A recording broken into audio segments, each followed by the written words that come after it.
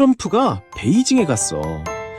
미국 대통령이 중국 땅을 밟는 게 8년 반 만이야. 그것도 시진핑이랑 이틀 연속 회담이야. 근데 이게 나랑 무슨 상관이냐고?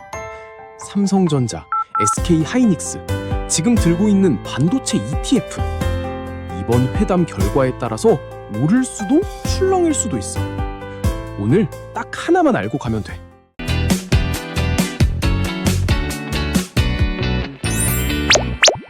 이번 회담 어떻게 보면 되냐? 일단 배경부터 짧게 짚자. 작년에 트럼프가 중국에 관세 폭탄을 터뜨리면서 무역 전쟁이 붙었어. 서로 죽이 맞지 않다가 작년 10월 부산 정상회담에서 일단 휴전했어. 관세 낮추고 중국이 히토류 수출 규제도 잠깐 풀었어. 근데 그게 임시였거든. 이번 베이징 회담에서 그 휴전을 연장할지 끝낼지가 결정돼. 양측 모두 관세 휴전 연장을 원한다고는 했는데 연장 시기가 지금이 될지 나중이 될지는 아직 명확하지 않다고 했어. 그리고 이번 의제가 관세 하나가 아니야. 무역, 공급망, 첨단 반도체 장비, 히토류, 에너지 안보까지 한꺼번에 올라와 있어. 이 중에 우리한테 직방으로 꽂히는 게 뭐냐? 반도체 장비 수출 규제야. 좀 쉽게 설명할게. 미국이 지금 첨단 반도체 장비를 중국에 못 팔게 막고 있어. 근데 이 장비들 삼성이랑 하이닉스도 써.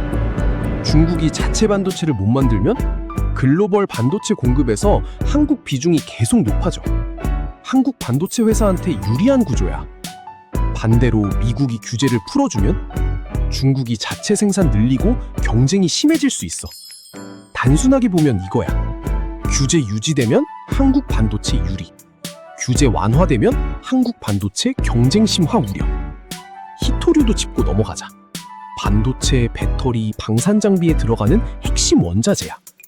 중국이 전 세계 생산량의 60% 이상을 쥐고 있어. 작년 부산 회담 이후로 중국이 히토류 수출 규제를 잠깐 풀었는데 이번 회담에서 그게 연장되느냐가 또 하나의 관건이야. 히토류 규제가 다시 살아나면 반도체 소재 공급 비용이 올라가고 방산주도 영향받아. 자, 이제 핵심이야. 이번 회담 결과 시나리오 두 가지만 봐. 첫 번째, 합의 성공하면 관세 휴전 연장되고 히토류 규제 유지되면 미중 긴장 완화 신호가 나오면서 위험 프리미엄이 낮아져. 외국인 자금이 아시아 증시로 다시 들어올 수 있어. 한국 입장에서는 반도체 수출 환경이 안정되는 거고 코스피 추가 상승 동력이 생기는 거야.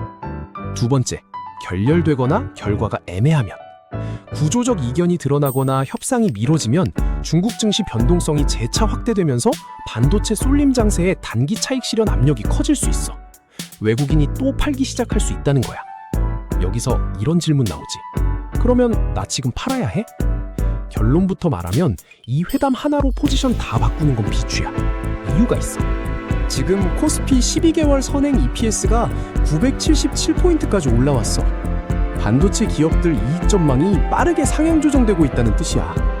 기업 실적이 뒷받침되는 상승은 회담 결과 하나로 무너지지 않아. 다만 단기 변동성은 있을 수 있어. 회담 결과 나오는 14일에서 15일 전후로 출렁임 대비는 해두는 게 맞아. 방법은 단순해. 물량 일부 줄여두거나 추가 매수는 결과 확인 후에 분할로 들어가는 거야. 결국 이번 회담 핵심은 두 가지야.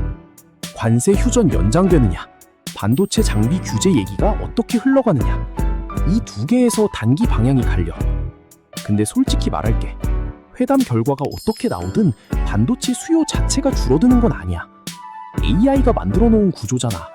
데이터 센터는 계속 지어지고 있고 HBM 수요는 계속 늘고 있어. 그게 하루아침에 바뀌지는 않아. 단기 출렁임은 있을 수 있어. 근데 그게 전부가 아니라는 거야. 회담 결과 나오는 대로 바로 후속 분석 올려줄게. 오늘 영상 도움됐으면 구독이랑 좋아요 한번 눌러주고 앞으로도 돈 버는 경제 이야기, 경제개미와 함께하자.